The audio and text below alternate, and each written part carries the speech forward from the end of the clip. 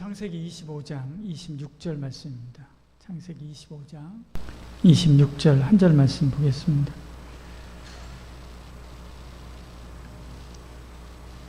수요 만나회는 계속합니다. 새벽 기도는 온라인만 한 주간은 온라인만 하고요. 오프라인은 하지 않도록 하겠습니다. 자유롭게 와서 해주시면 감사하겠습니다.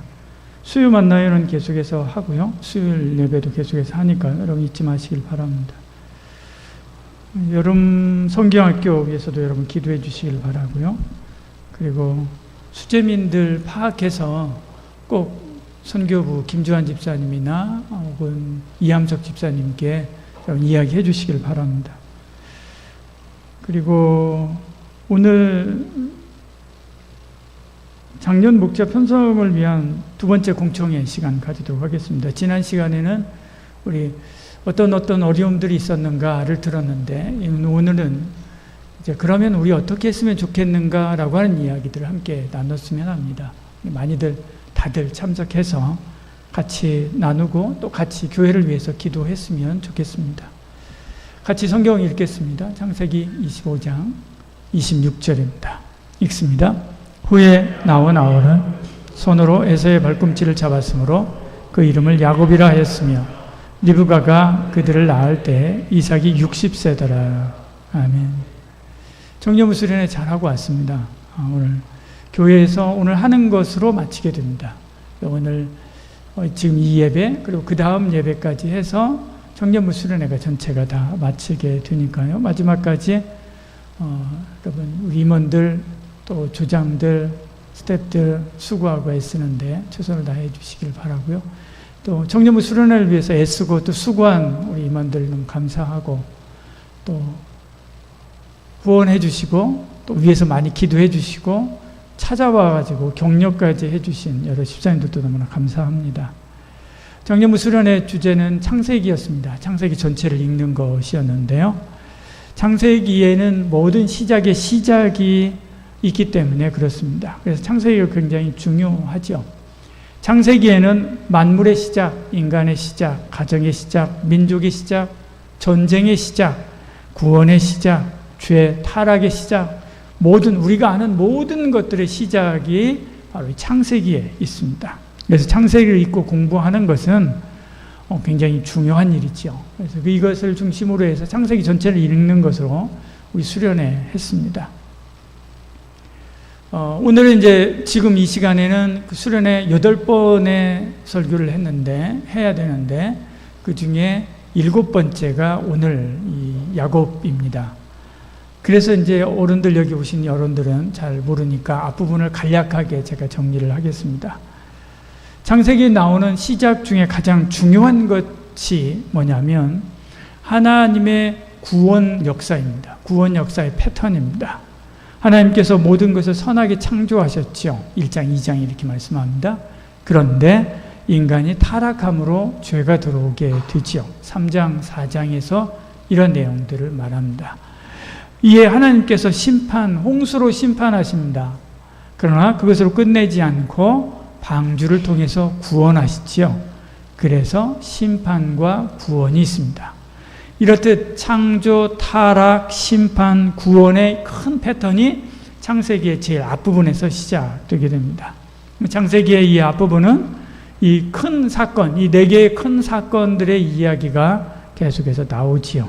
이후에 하나님께서 무지개 언약을 주시고 처음 창조했을 때 아담과 하와를 창조하시고 그에게 주셨던 복, 그 복을 다시 선포하고 그리고 다시 번성하게 합니다. 다시 창조로 돌아간 거죠. 그런데 또다시 인류가 하나님께 대하여 반역합니다. 성과 대를 쌓아 하나님과 싸우자라고 하죠. 그러면서 바벨탑을 쌓습니다. 이게 창세기 11장에 나오는 내용입니다. 타락입니다. 이 하나님께서 인류의 언어를 흩어버리고 그리고 바벨탑을 무너뜨리고 뿔뿔이 인류가 흩어져 나가게 합니다. 심판이죠. 하나님의 심판입니다. 그런데 그 다음에 구원의 패턴이 나와야 되는데 이번에는 노아를 통한 방주, 물리적인 방주가 아니라 아브라함을 통한 영적인 방주를 시작하게 됩니다. 그 영적인 방주가 뭐냐면 하나님의 나라입니다. 그래서 하나님의 나라, 하나님 나라를 이야기하는 것입니다. 예수님께서 오셨을 때도 때가 찼고 하나님 나라가 가까이 왔으니 말씀하지요. 하나님 나라를 이야기하는 것입니다. 그리고 지금 우리도 마찬가지로 그 하나님 나라를 비유해서 뭘 이야기합니까? 방주, 구원의 방주인 하나님의 나라를 이야기하는 것입니다. 그래서 아브라함에게 씨라고 하는 백성과 가나안이라고 하는 땅과 민족이라고 하는 나라 언약을 합니다. 이 하나님 나라가 복의 근원된 나라지요. 이것을 이야기하고 선포하는 것이 창세기 12장 1절 2절 말씀입니다. 우리가 잘 아는 하나님께서 내가 너의 본토 친척 아버지 집을 떠나서 내가 더러 큰 민족을 내 말씀을 따라가라. 그러면 내가 더러 큰 민족을 이루고 복을 주어서 내 이름을 창대케 하겠다라고 하시는 약속을 하시는 것이지요. 이것이 노아에게 방주 언약인 것처럼 아브라함에게 하신 하나님 나라에 대한 약속입니다. 그래서 하나님의 백성이 아브라함 때부터 시작되는 것이죠.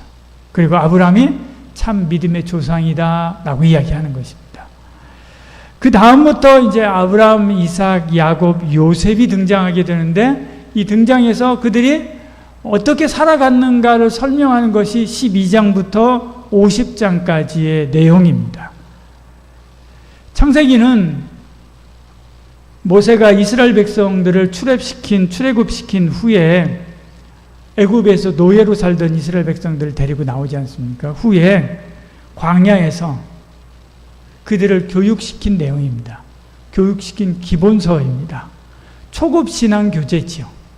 창세기는 그래서 신앙의 기본서입니다. 하나님께서 이렇게 시작했고 라고 이야기하는 거죠. 그리고 우리를 이렇게 구원의 방주로 구원했고 그리고 우리를 하나님 나라 백성으로 삼았다. 우리는 이렇게 살아야 되지 않겠느냐라고 하는 것을 이야기하는 것, 이게 바로 창세기의 내용인 것입니다. 여기에 창조, 타락, 심판, 구원이 등장하는 것은 당연한 것이죠. 마치 오늘날 우리가 사용하는 처음 예수님을 믿은 사람에게 성경을 가르치고 교육을 하는 기본서인 새가족 성경 공부 있지 않습니까? 수없이 많습니다. 요즘에는 각각의 교회에서도 새가족 성경 공부 교재들을 많이 만들지요. 굉장히 많습니다. 근데 그 새가족 교재들을 다 모아가지고 보면 반드시 들어가는 내용이 있습니다. 하나님의 사랑, 하나님이 우리를 사랑하고 하나님의 나를 사랑한다. 요한복음 3장 16절이요. 근데 인간이 죄인이다. 로마 3장 23절 모든 사람이 죄를 범하였으면 하나님의 영광에 이르지 못했다. 죄의 삭은 사망이다. 그래서 우리가 이토록 고난받고 이토록 어려움 당하고 이렇게 죽을 위기에 처한 것이다. 그리고 죽음 앞에서 두려워 떨고 있는 것이다 라고 이야기하는 것입니다. 그래서 인생이 이렇게 힘든 것이다. 선하신 하나님이 왜 우리 인생 보고 이렇게 고생하면서 살라고 그렇게 지었겠느냐? 그렇지 않다. 원래는 하나님께서 선하게 지으시고 우리 모두가 다 행복하게 살라고 하셨는데 인생이 그 하나님을 떠나고 하나님을 모른다 하고 하나님이 원하는 선하고 바른 삶을 살지 않고 죄된 삶을 사니까 그의 결과로 이렇게 고통당하고 어려움 당하지 않느냐. 그러나 그래서 하나님이 내버려 두었는가? 그렇지 않다. 하나님께서 하나님의 아들 예수님을 이 땅에 보내시고 저와 여러분 우리를 구원하려고 보내셔서 우리를 구원하셨지 않느냐. 그래서 예수님이 십자가에 대한 이야기를 합니다. 그 예수님이 나의 죄를 위해서 죽으셨다. 그 예수님을 믿음으로 내가 구원받을 수 있다라고 하는 이야기를 하는 거죠. 그래서 예수의 사랑에 예수님의 사랑, 십자가에 대한 교육을 합니다. 그리고 그 예수님을 믿음으로 내가 구원받는다. 내가 영혼이 구원받을 뿐만 아니라 마음이 구원을 받게 되고 지옥 같은 마음에서 내가 다시 살아나게 되고 내 삶이 구원받아서 이전에 내가 모든 거 다 끝나버린 것 같은 그런 상황에서도 나를 구출해서 나를 평탄한 길로 나가게 하신다 라고 하는 구원에 대한 이야기를 하시는 거죠. 그리고 마지막에 천국 신앙에 대한 이야기를 하는 것입니다. 하나님이 우리를 위하여 저 천국을 예비했다. 예수를 믿음으로 그 천국에 가는 것이다. 그러나 천국에 가는 것으로 끝나지 않고 이 땅에서도 그 천국을 맛보아 알고 살 수가 있다. 그 예수님을 믿어야 된다 라고 하는 이야기를 우리 세가족 신앙 공부, 성경 공부에서 하지 않습니까? 지금 이스라엘 백성들이 광야에서 나온 이스라엘 백성들, 그들에게 이 신앙의 기본을 가르치고 있는 것이 바로 창세기의 성경인 것입니다. 그러니까 창조, 타락, 심판, 구원의 이야기가 들어가는 것은 당연한 거예요. 이게 바로 우리의 세가족 성경 공부에 들어가는 내용과 똑같이 그런 내용들이 들어가는 것입니다. 그리고 나서 이게 일부입니다. 일부. 그리고 나서 그러면 예수를 믿은 너는, 하나님을 믿은 너는 그러면 어떻게 살아야, 구원받은 너는 어떻게 살아야 되는가, 하나님 나라 백성이 되는 너는 어떻게 살아야 되는가 라고 하는 것을 설명해 보이는 것이 아브라함, 이삭, 야곱, 요셉의 인생입니다. 그런데 한 사람만 이야기하면 되죠. 왜 이렇게 길게 4명이나 계속해서 비슷비슷한 이야기들을 반복해서 하는가? 그것은 그 4명 각각이 우리가 신앙생활을 하게 되면, 예수님을 처음 믿게 되면 영적으로 이제 다시 살아난 사람입니다. 어린아이죠. 근데 그 어린아이에 머물지 않고 성경을 읽고 기도하고 교회 와서 예배 드리면서 신앙이 성장해 가지 않습니까? 우리 어린아이들이 태어난 뒤에 성장해 가는 과정들이 있듯이 영적인 성장도 과정이 있는 것입니다. 어린아이로서의 삶을 살아가는 과정이 있고요. 그 다음에 청년으로서 살아가는 과정이 있고요. 장년으로서 살아가는 과정이 있습니다. 이와 똑같습니다. 예수를 그리스도로 구주로 믿고 하나님의 자녀가 된 저와 여러분은 처음에 예수 믿은 내가 어떻게 살아야 되는가, 그리고 그 안에서 어떻게 성장해 가는가라고 하는 이야기를 하는 거죠. 아브라함은 처음에 예수 믿은 사람이 어떻게 살아가야 되는가를 아브라함이 보여줍니다.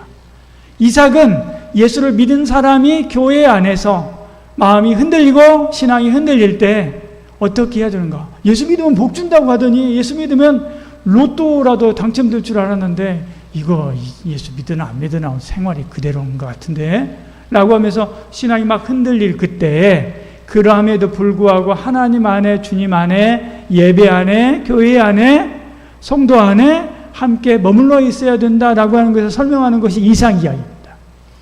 그 다음 이야기가 이제 신앙이 이게 양육 공부인 것입니다. 양육 말하자면.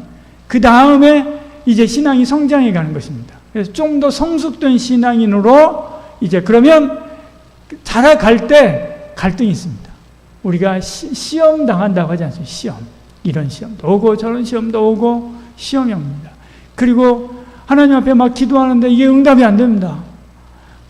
하나님, 기도하면 된다고 했는데 왜 응답이 안 됩니까? 라고 하면서 막 씨름을 하면서 가는 거죠. 그러면서 내 육의 친구, 예수 믿기 전에 내 친구들을 보면서 비교하고, 그리고 나도 저렇게 잘 될 수 있었는데, 잘 나갈 수 있었는데, 나도 이렇게 될 수 있는데 라고 하면서 내 안에 막 육적인 생각하고 영적인 생각에 갈등이 막 일어납니다. 근데 그 가운데서 그 갈등을 누르고 그리고 이겨나가고 변화되어 가는 것, 성화되어 가는 것, 성숙되어 가는 것, 양육 2단계로 할 수 있는 것입니다. 이게 바로, 그러면서 제자훈련이라고 할 수 있는 겁니다. 이게 바로 야곱의 생애입니다. 그리고 요셉의 생애는 사역자입니다. 이제 사명을 받은, 비전을 받은, 꿈을 받은 사람이 이 땅에서 어떻게 살아가야 되는가, 그리고 그 꿈을 어떻게 성취하고 그것을 통해서 하나님께 영광을 나타낼 수 있는가를 설명하는 것이 요셉에 대한 이야기입니다. 그래서 요셉의 이야기의 키워드는 사명이고 꿈입니다. 비전입니다. 야곱 이야기의 키워드는 변화고 성숙이고 성화입니다. 이삭 이야기의 키워드는 인내고요. 그리고 약속 붙잡고 살아가는 삶입니다. 아브라함 이야기의 키워드는 떠남입니다. 떠남. 그리고 믿음 안에 굳게 서는 것. 이게 바로 아브라함 이야기의 키워드입니다. 오늘 지금 이 시간에는 야곱 이야기를 하는 것입니다. 그래서 이제 앞에 부분은 이전에 했었던 거 싹 요약해가지고, 요즘 마블 영화 새로 나오면 앞에 버전 싹 다시 한번 하지 않습니까? 간략하게 정리한 것입니다. 야곱, 오늘은 야곱입니다. 그 중에 야곱입니다. 여러분, 누구나 다 사람들 마음속에 한 구석에 욕심이 있습니다. 더 인정받고 싶고, 더 많이 소유하고 싶고, 내 인생이 내 뜻대로 펼쳐져 가기를 바라는 그런 마음들이 있지요. 신앙인이 된다고 해서 하루아침에 거의 사라지지 않습니다. 오히려 믿음 안에서조차도 내 욕심을 포장해서 하나님의 뜻인 것인 양 착각하고, 그리고 이거 하나님의 뜻이지 않습니까? 라고 하면서 하나님의 영광을 위하여 하면서 내 욕심을 위해서 내가 막 분투할 때들이 있습니다. 성경 속의 야곱은 그런 우리의 본 모습을 적나라하게 보여주는 인물입니다. 야곱의 인생은 태어날 때부터 경쟁과 집착 그리고 욕망으로 얼룩진 그런 삶을 살았습니다. 출생부터 시작합니다. 야곱의 이름에는 그의 인생이 녹아있지요. 오늘 읽은 본문의 성경이지 않습니까? 발꿈치를, 에서의 발꿈치를 잡았으므로 그 이름을 야곱이라 하였다라고 이야기합니다. 야곱이라고 하는 이름의 뜻은 발꿈치를 잡은 자입니다. 이것을 좀 더 의미를 확장을 시키면 속이는 자, 자기 꾀로 뭔가를 얻으려고 하는 자라고까지 확대해서 그 의미를 설명할 수 있습니다. 야곱은 태중에서부터 형 에서와 다투었고 태어나는 순간조차도 형의 발꿈치를 잡고 먼저 나오려고 길을 쓰는 경쟁하는 사람이었습니다. 이후에 그의 인생은 늘 앞서려고 하는 집착과 욕망으로 점철되어 있습니다. 형 에서를 속여서 장자의 명분을 샀고 아버지 이삭을 속여서 축복까지 가르쳤습니다. 결국 그 형의 분노를 피해서 광야로 도망가지 않으면 안 되었지요. 야곱이 장자의 복을 사모한 그런 마음은 하늘의 복을 사모한다라고 하는 긍정적인 면이 있습니다. 그러나 그는 하늘의 신령한 것을 사모하는 것조차도 뭘로 하려고 합니까? 자기 꾀로, 자기 방법으로 성취하려고 합니다. 하나님의 약속, 하나님의 시간, 하나님의 방법을 기다리지 못하고 자기의 방식과 자기의 계산으로 복을 얻으려고 하는 것을 보지요. 종종 우리도 마찬가지로 그럴 때가 많이 있습니다. 우리가 하나님의 은혜는 갈망하지만 막상 그 복을 얻는 방법, 그 복을 얻으려고 하는 방법은 늘 내 방식, 내 계산, 내 노력에 의존할 때들이 많이 있습니다.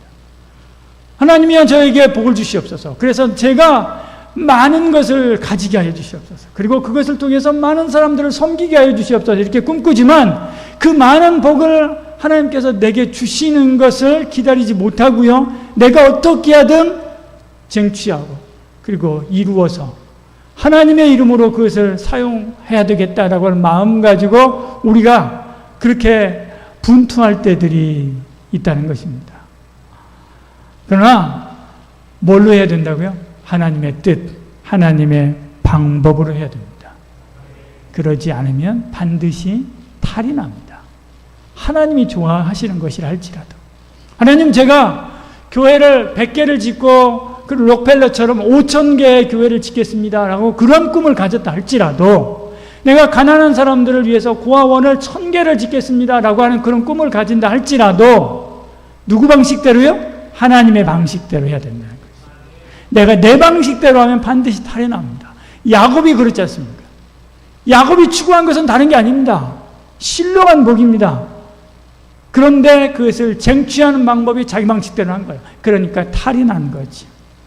그가 도망자로 이제 떠납니다. 형 에서의 분노를 피해서 야곱은 모든 것을 버리고 도망하게 되지요.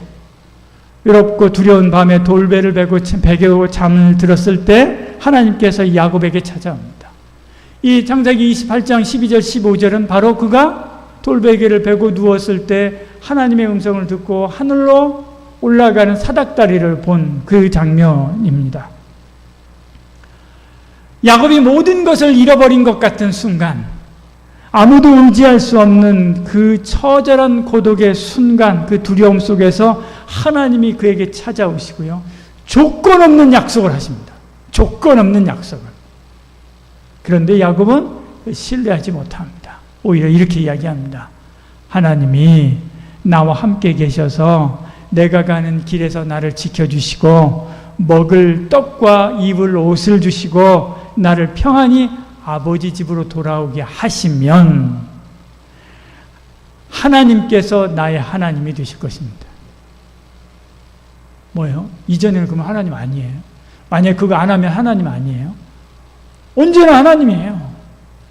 근데 자기가 조건을 내거는 거예요. 그럼 내가 하나님 인정하겠습니다 라고 이야기하는 거죠. 여전히 자기 중심적인 신앙입니다. 하나님께 받은 약속이 크지만 야곱은 하나님이 이 약속을 다 이루면 그때야 당신이 나의 하나님이다 라고 인정하겠습니다 라고 이야기하는 것이죠. 여러분, 우리의 신앙도 이와 다르지 않습니다. 하나님의 은혜를 우리가 경험하면서도 하나님 이번에 이 문제만 해결해 주시면 열심히 봉사하겠습니다. 하나님 이 기도 들어주시면 내 삶을 바치겠습니다. 어떤 조건과 계산 속에서 이런 조건과 계산 가지고 하나님을 대하고 있지 않습니까? 하나님 저 임고 합격하게 해주시면 제가 기독교사로서 하나님께 섬기겠습니다. 이렇게 조건을 내걸 수도 있습니다. 하나님은 우리의 불완전한 신앙에도 불구하고 그러나 결코 우리를 포기하지 않습니다. 내 힘, 내 방식에 사로잡혀 방황하는 인생을 끝내 찾아와 말씀하시고 약속을 주시고 끝까지 붙들어 주십니다. 그가 그러함에도 불구하고 그래? 쳐라! 그렇게 하고 돌아서지 않고 그를 딱 품으시는 거죠. 그리고 그 약속을 지켜가시는 것입니다. 신앙이란 내 뜻, 내 욕심을 하나님의 은혜와 약속 앞에 내려놓는 것입니다. 하나님의 뜻을 나의 방식으로 이루려고 하는 것이 아니라 하나님의 방법, 하나님의 시간, 하나님의 은혜에 내어 맡기는 것이죠. 여러분 지금 무엇을 붙들고 있습니까? 여러분 무엇 때문에 애쓰고 무엇을 내 방식으로 해결하려고 그렇게 하고 있습니까? 진정한 신앙의 변화는 내 힘과 내 욕심을 내려놓고 하나님의 은혜와 약속을 신뢰하는 데 있습니다. 하나님이 지금도 저와 여러분에게 찾아오셔서 이렇게 이야기합니다. 힘 빼. 힘 빼. 어깨 힘 빼. 손에 힘 빼. 그래야 내가 너를 쓰지 않냐? 이야기하는 것입니다. 여러분의 힘을 빼십시오. 여러분의 방법을 빼십시오. 여러분의 경험을 빼십시오. 다 내려놓으십시오. 그리고 하나님께 맡기길 바랍니다. 하나님이여 이루어 주시옵소서. 다만 듣고 순종하겠나이다. 그렇게 대답하는 저와 여러분들에게 소원합니다. 그래서 야곱이 이제 라반의 집에 가지 않습니까? 외삼촌 라반의 집에 갔습니다. 라반의 집에서 새로운 국면을 맞이하게 됩니다. 하란에 도착한 그는 아름다운 라헬을 보고 한눈에 사랑에 빠지게 되지요. 그리고 라반의 밑에서 7년 동안 일하게 됩니다. 그러나 결혼식 날 라반은 라헬을 주지 않고 레아를 밀어넣습니다. 야곱을 속인 거지요. 야곱은 또다시 7년을 더 일해서 라헬을 얻고 여종들까지 합해서 4명의 아내와 11명의 자녀 그리고 많은 가축을 얻게 됩니다. 그리고 거부가 되죠. 그렇지만 이 모든 과정은 한마디로 사람들과의 치열한 싸움입니다. 외삼촌과의 치열한 수싸움을 하고요. 외삼촌의 아들들, 사촌 그들하고 치열한 수싸움을 하는 것입니다. 끊임없는 신경전. 그러면서 끊임없이 싸웁니다. 그러면서 계속해서 가져오고 계속해서 가져오는 일들을 하지요. 복잡한 가족 구조 속에서 그 안에서 4명의 아내들이 서로 경쟁하고 서로 질투하고 서로 싸우고 서로 다툽니다. 재산을 얻기 위해서 서로 속고 속이는 그런 계산. 사랑을 얻기 위해서 속고 속이는 그런 계산. 안에 들어와도 그렇고 밖에 나가도 그렇고 그렇습니다. 속 시끄럽습니다. 야곱은 매 순간 자기 이익을 위해서 머리를 굴렸고 눈앞의 문제를 자기 방식대로 풀어가려고 애를 썼습니다. 그러나 그 결과는 평안이 아니었습니다. 야곱은 번번이 또 속고 또 자신도 남을 속이면서 불안해하고 걱정해하고 갈등과 외로움 그것이 연속되는 세월 그 시간을 지냅니다. 그래서 그것을 떠날 때조차도 어떻게 해요? 야반도주하잖아요. 나오면서 가는 고향으로 돌아가는 그 길 가운데서도 불안해하고 두려워합니다. 하나님이 지키고 계십니다. 하나님이 하나님의 군대를 보내어서 지키고 계십니다. 그러함에도 불구하고 야곱은 두려운 가운데 그 라반의 집, 외삼촌 라반의 집을 떠나서 돌아오는 것을 보지요. 그렇다고 해서 하나님은 그 곁을 떠난 게 아닙니다. 오히려 라반의 횡포에서 그를 지켜주시고 수고의 대가로 그의 가족과 자녀들에게 복을 주십니다. 하지만 하나님께서 주시는 복과 야곱 스스로 쟁취하려고 하는 욕심, 그래서 얻어낸 성과, 이것이 구분하기가 힘들 정도입니다. 이때는. 그래서 내가 속여가지고 이 양떼를 얻은 것인가? 아니면 하나님이 복 주셔서 얻은 것인가? 구별하기가 힘들어요. 그러나 사실은 누가 준 겁니까? 하나님이 주신 것입니다. 내가 속인다고 되는 게 아닙니다. 하나님이 주시는 거죠. 여러분, 우리도 마찬가지입니다. 인간관계, 성공, 그리고 가정의 문제, 직장의 문제, 늘 자기 방식으로 어떤 문제를 해결하려고 하지만, 그래서 얼마간의 어떤 성취를 얻기도 하지만, 진짜 평안, 진짜 자유는 내 힘으로 얻을 수 있는 것이 아닙니다. 이 사실을 뼈저리게 알아야 됩니다. 내 안에 나를 십자가에 완전히 못 박을 때, 그때 비로소 내 안에 그리스도가 일하기 시작하는 거죠. 그리스도가 역사하기 시작하는 것입니다. 야곱은 돌아옵니다. 돌아오는 길에 인생의 결정적인 전환점을 맞이하게 됩니다. 형 에서를 만나러 가는 그 길목에서 야복강가에 그런 밤을 맞이하게 되는 거죠. 야곱은 모든 소유와 가족을 앞세워서 보내고 홀로 남아서 밤새 씨름을 하게 됩니다. 성경은 어떤 사람이 날이 새도록 야곱과 씨름했다라고 이렇게 이야기합니다. 그 사람은 곧 하나님의 사자를 말합니다. 하나님의 현현이죠. 야곱은 그토록 두려워하던 형 에서의 문제가 아니라 자기 안에 있는 두려움, 평생 쥐고 있었던 집착, 자기 힘, 자기 꾀, 자기 방식과 매달려 싸우고 있는 것입니다. 나를 축복하지 않으면 내가 가지 않겠습니다. 야곱은 밤새도록 끝까지 붙잡고 놓지 않지요. 그는 집요하게 그의 인생 전체를 건 마지막 몸부림을 그 기도의 자리에서 했습니다. 이때 하나님은 야곱의 환도표를 부러뜨립니다. 그가 의지하던 그 힘의 근원을 부러뜨린 거지. 그리고 꺾습니다. 야곱은 쩔뚝거리는 사람이 되었고 더 이상 자기 힘으로 서지 못하는 부서진 인생이 됐습니다. 이때 하나님께서 너 이름이 뭐냐? 야곱입니다. 아니다. 이제부터는 이스라엘을 하라. 그렇게 말씀하게 됐죠. 그리고 그는 새로운 사람으로 살게 됩니다. 이겼다라고 하는 것은요, 이스라엘, 하나님과 겨루어 이겼다라고 하는 뜻이지 않습니까? 이것은요, 하나님을 이겼다라고 하는 뜻이 아니라 마지막까지 하나님께 매달린 믿음의 집요함, 집착, 이것을 하나님께서 인정해 주셨다라고 하는 뜻입니다. 동시에 자기 힘, 자기 방식, 자기 집착을 마침내 꺾어버리고 하나님께 항복한 인생을 하나님께서 받아주셨다라고 하는 은혜의 선포이기도 합니다. 이날 야곱은 드디어 자기 한계를 인정한 것입니다. 하나님 앞에 두 손 두 발 다 든 것이죠. 우리 신앙에도 마찬가지로 이 야곱의 밤, 야복강가의 밤이 필요합니다. 모든 것 다 내려놔야 됩니다. 진정한 신앙의 성장은 어떤 어려움의 상황을 이겨내는 것이 아닙니다. 자기 자신을 깨트리고 하나님 앞에 항복하는 내면의 씨름에서 시작하게 되죠. 오늘 저와 여러분, 내 안에 끝까지 포기하지 못했던 것, 내가 내 안에서 주인 노릇한 그것, 마지막까지 손에 쥐고 있는 그것 다 내려놓는 저와 여러분 되기를 소원합니다.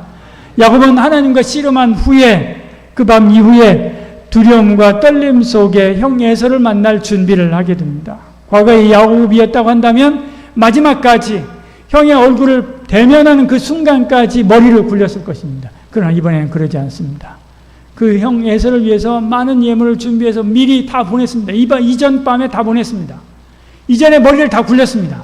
그리고 가족들까지 다 보냈습니다.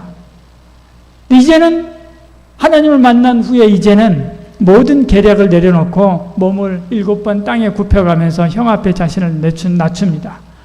형에서는 달려와서 야곱을 껴안습니다. 그리고 함께 웁니다. 이 화해는 단지 야곱의 지혜나 노력으로 이루어지는 것이 아닙니다. 하나님이 형의 마음을 녹여준 거지. 그의 마음을 녹여주고, 그래서 원수로서 살았던 그 모든 시간들을 하루아침에 싹 그 장벽을 거두어 버립니다. 그리고 화해를 이루게 됩니다. 형 에서와 극적인 화해를 이루게 되는 것이죠. 야곱이 자기 방식, 자기 집착을 내려놓으니까 하나님이 일하셨고 도저히 불가능할 것 같은 그 깊은 원한과 미움, 그것이 눈 녹듯 사라지고 있는 것을 보지요. 오늘 저와 여러분 우리의 삶에도 용서와 화해가 필요한 그런 관계가 있을 수 있습니다. 내가 먼저 낮아질 때 하나님께서 일하십니다. 내가 나를 놓아버릴 때 하나님께서 일하십니다. 하나님은 사람의 마음을 진흙 주무르듯이 주무르시는 분입니다. 그 사람의 마음을 주무르고 그 사람의 마음을 변화시킬 수 있는 분이 하나님입니다. 그 하나님께 나를 내려놓으면 하나님이 내 마음도 어루만져 주고 그의 마음도 어루만져 주는 줄 여러분 믿으시길 바랍니다. 야곱이 가나안 땅에 돌아왔습니다. 가나안에 돌아왔을 때 그리고 가나안에 머물 때 딸 디나가 세겜에서 수치를 당하는 그런 어려운 일들을 만나게 되지요. 분노한 두 아들 시므온과 레위는 세겜의 남자들을 모두 속이고 그리고 이전에 야곱이 그랬던 것처럼 속이고 그들을 학살합니다. 죽입니다. 그런데 야곱은 더 이상 자기 힘으로 이 문제를 해결하려고 하지 않습니다. 예전에 야곱 같았으면 그렇게 했을 것입니다. 그런데 이제 이스라엘이 된 야곱이기 때문에 다시 그러지 않습니다. 그리고 모든 것을 다 내려놓습니다. 우리 이제 베델로 올라가자. 하나님 앞에 가자. 그리고 너희들 가지고 있었던 모든 우상 다 내려놓아라. 그리고 하나님 앞에 우리의 모든 죄를 다 회개하고 하나님 앞에서 다시 새롭게 일어나자라고 이야기합니다. 야곱 집안의 모든 사람들이 우상을 내려놓고 베델로 올라가서 하나님을 예배하게 되지요. 그리고 하나님이 그들을 지켜줍니다. 한번 생각해 보십시오. 지금은 이제 인구 이동이 많지만 옛날이라고 생각해 보십시오. 여기도 지금 시족 사회이지 않습니까? 시족 마을들이 있습니다. 이 안에 열탄리에도 있습니다. 옆집, 뒷집 다 사촌, 형이고 동생이고 다 그렇습니다. 동네 하나가, 동네 둘이, 세 개가 그렇습니다. 근데 어디서 갑자기 저 어디 이름도 듣지도 못했던 동네에 살던 사람이 와가지고 여기 살다가 어느 날 한 집안을 몰살시켜버렸습니다. 싸워가지고 정당방위인 것 같은데 그렇지 않습니다. 정당방위라고 해도 그 용서할 수 없는 거죠. 그러면 이 동네에 있는 사람들이 가만히 있겠습니까? 그 사람 가만두지 않습니다. 그런데 야곱이 지금 그런 짓을 한 겁니다. 야곱의 형제들이 그런 일을 한 것입니다. 그런데 어느 누구도 감히 달려들지 못합니다. 왜? 하나님이 지켜주시기 때문에. 만약에 베델로 올라가지 않았다고 한다면, 야곱이 예전과 똑같은 방식으로 했다고 한다면 몰살당했을 것입니다. 그러나 그러지 않고 하나님 앞에 두 손 두 발 드니까 하나님이 야곱의 울타리가 되어주시고 지켜주신 것이지요. 여러분, 지금 여러분의 삶에 깊은 상처와 감당할 수 없는 어려움들 그 있습니까? 다시 예배의 자리, 회개의 자리 돌아가는 저와 여러분 되기를 소원합니다. 하나님이 일하기 시작하면 모든 것 회복됩니다. 야곱은 마지막에 또다시 어려움을 당합니다. 사랑하는 아내가 죽죠. 라헬을 잃고요. 그리고 사랑하는 아들 요셉마저도 짐승에게 찢겨 죽었다라고 하는 소식을 아들들로부터 듣습니다. 그런데 이제 우리 청년들 성경 읽을 거지 않습니까? 잘 읽어보십시오. 야곱이 뭘 합니까? 완화합니다. 다만 하나님 앞에 엎드려 기도하는 거지. 이전에 야곱 같았으면 그러지 않았을 것입니다. 기도하는 것입니다. 하나님 바라보는 것, 하나님 의지하는 것이지. 그러니까 하나님께서 죽은 아들을 살려 보내주지 않습니까? 요셉이 죽은 게 아니었습니다. 살아 있었습니다. 가족을 그리고 살리고 구원하지요. 그리고 야곱의 아들들이 요셉 안에서 번성함을 누리게 됩니다. 야곱은 돌아와 그들과 함께 만나게 되고 그들을 하나님의 이름으로 축복하죠. 그리고 이스라엘이 번성하게 됩니다. 뭘로 번성합니까? 이스라엘로 번성하는 것입니다. 지금 신약 시대에 우리는 우리의 이름으로 보면 뭐예요? 그리스도인인 거죠. 그리스도인입니다. 변화된 우리 그리스도, 예수 믿음으로 변화된 우리 그리스도인인 것이죠. 여러분, 야곱의 인생, 앞서도 이야기했지만 야곱의 인생의 키워드는 변화입니다. 성숙입니다. 저와 여러분, 이런 믿음의 성숙과 성장을 이루어가는 저와 여러분들에게 소원합니다. 그러지 않으면 신앙생활이 그 단계에 오를 넘어가지 않으면 신앙생활을 평생 하는데도 속그림이 늘 속에 있습니다. 속그림이 늘 속에 있고요. 그리고 늘 교회 안에 있음에도 불구하고 마음에 불편함들이 늘 항상 있습니다. 그리고 늘 불화들이 계속해서 잦고 문제들이 늘 있습니다. 야곱처럼 한 단계를 딱 뛰어넘어서 그리스도의 참된 제자로 성장해가는 저와 여러분 되기를 축복합니다. 기도하겠습니다. 하나님 아버지, 내 힘과 계산을 내려놓고 주의 은혜만 신뢰하는 저희들 되게 하여 주시옵소서. 실패와 상처 속에서도 나를 찾아오시는 주님의 사랑을 기억하는 저희들 되게 하여 주시옵소서. 집착과 욕심 대신 주의 약속을 붙드는 믿음 우리에게 허락하여 주시옵소서. 예수님 이름으로 기도드리옵나이다. 아멘. 다 같이 일어나 257장 1절 찬양 후에 축도함으로 기도 마치겠습니다.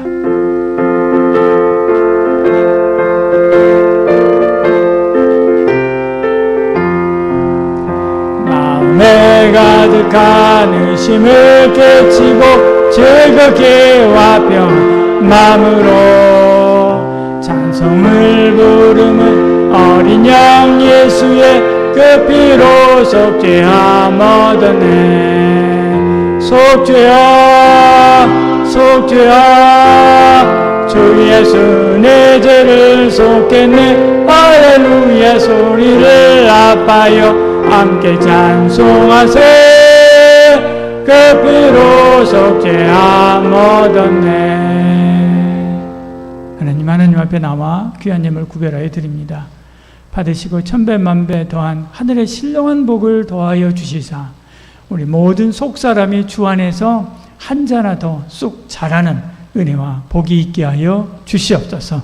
이제 예수 그리스도의 은혜와 하나님의 사랑과 성령의 의롭동 충만하심이 오늘 주신 말씀대로 그리스도의 참된 제자로 성장하고 성숙하여 하나님께서 기뻐하시는 믿음의 삶을 살기를 소원하는 이 자체면 모든 성도들 머리머리 위에와 한마음 모든 가족 위에 남은 우리 청년들 서름 수련회 위에 지금부터 영원히 함께 하실지어다.